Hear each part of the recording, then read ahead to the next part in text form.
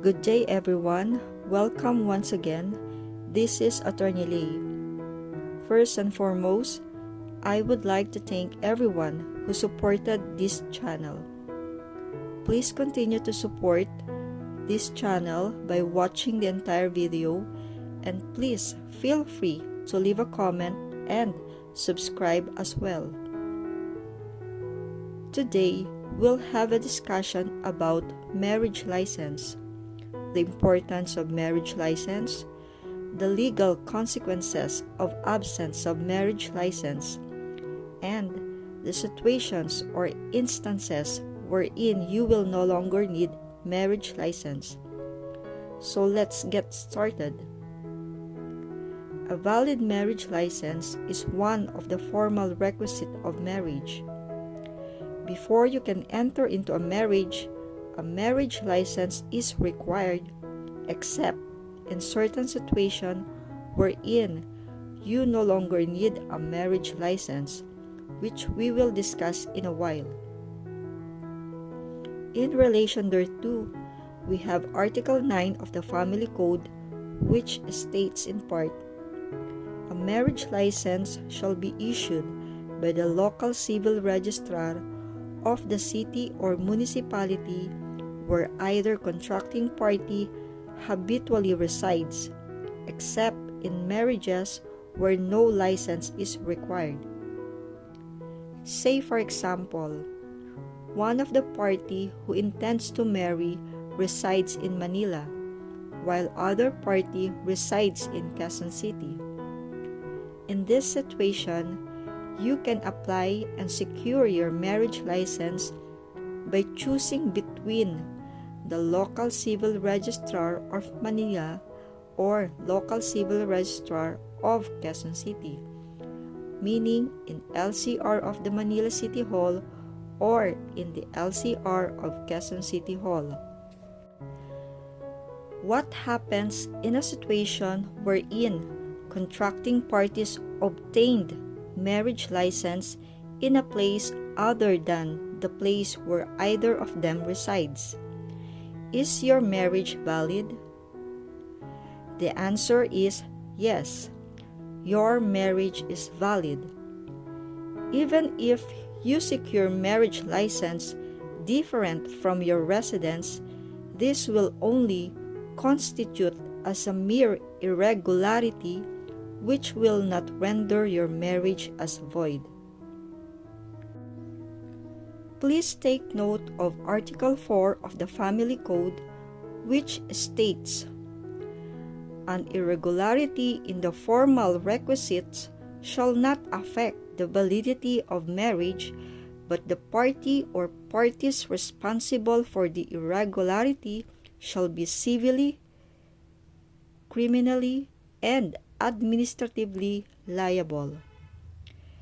It is also a matter of importance that in securing marriage license, a sworn application for such license is required. Say for example, you made falsehood in filling up such application. Then, you or the person involved in falsehood or irregularity may be subjected to liabilities. This will include civil, criminal, and administrative liabilities as the case may be. The validity of marriage license is for a period of 120 days from the date of issue. Once issued, it has only a lifetime of 120 days from the date of issue. What do we mean by the date of issue? The date of issue is the date of the signing of the marriage license by the local civil registrar. It is also important to note that marriage license is deemed automatically cancelled at the expiration of 120 days period if the contracting parties have not made use of it. Please take note also that marriage license shall be valid in any part of the Philippines, and a marriage license is not effective if it will be used for marriages which will be solemnized abroad or out of the country. What is the importance of marriage license? Marriage license is very important. Before you can enter into contract of marriage, you must have a marriage license. As we have said a while ago, marriage license is a formal requisite of marriage. And if you contracted marriage without marriage license, your marriage is void ab initio.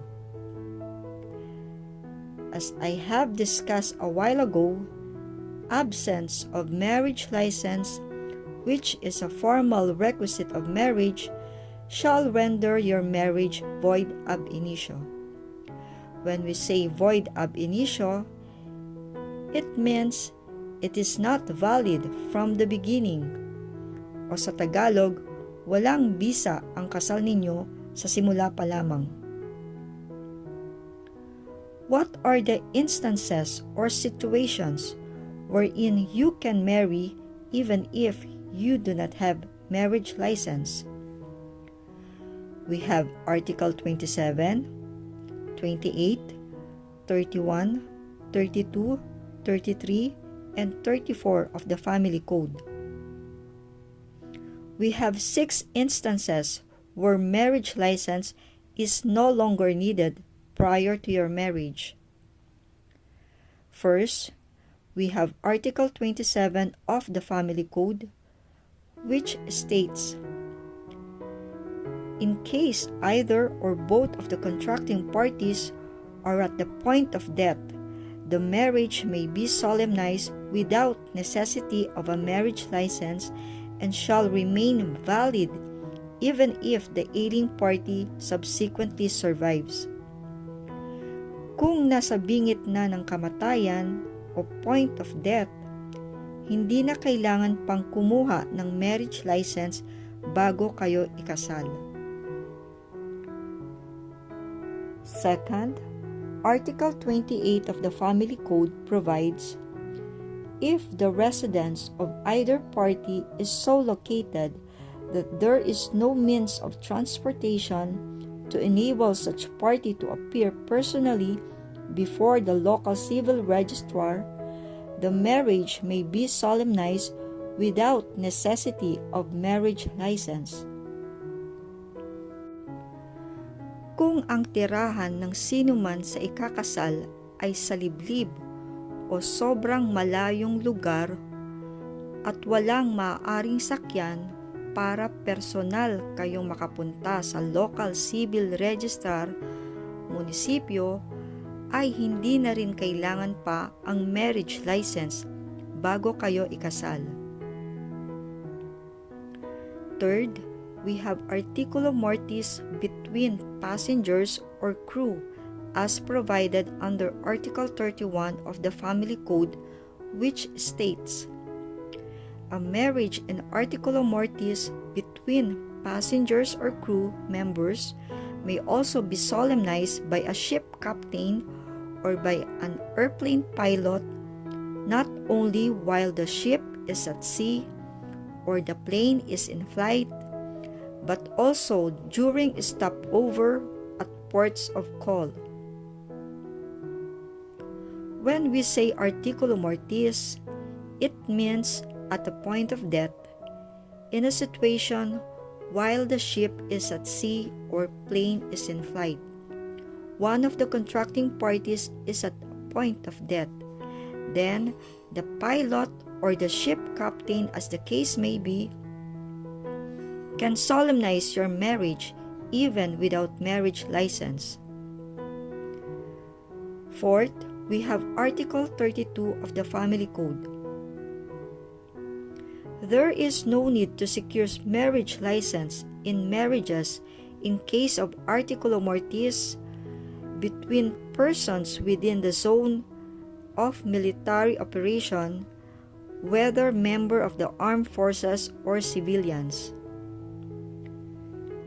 Fifth is found in Article 33 of the Family Code. wherein there is no need for marriage license involving marriages among Muslims members of ethnic cultural communities or various ethnic groups in the Philippines, as long as the marriages were solemnized in accordance with their custom, rites, or practices. Number 6, we have Article 34. No marriage license shall be necessary for the marriage of a man and a woman who have lived together as husband and wife for at least 5 years and without any legal impediment to marry each other. We have to remember the important condition is that, first, they must live as husband and wife for at least 5 years, characterized by exclusivity and continuity that is unbroken. Second, they must be without any legal impediment to marry each other.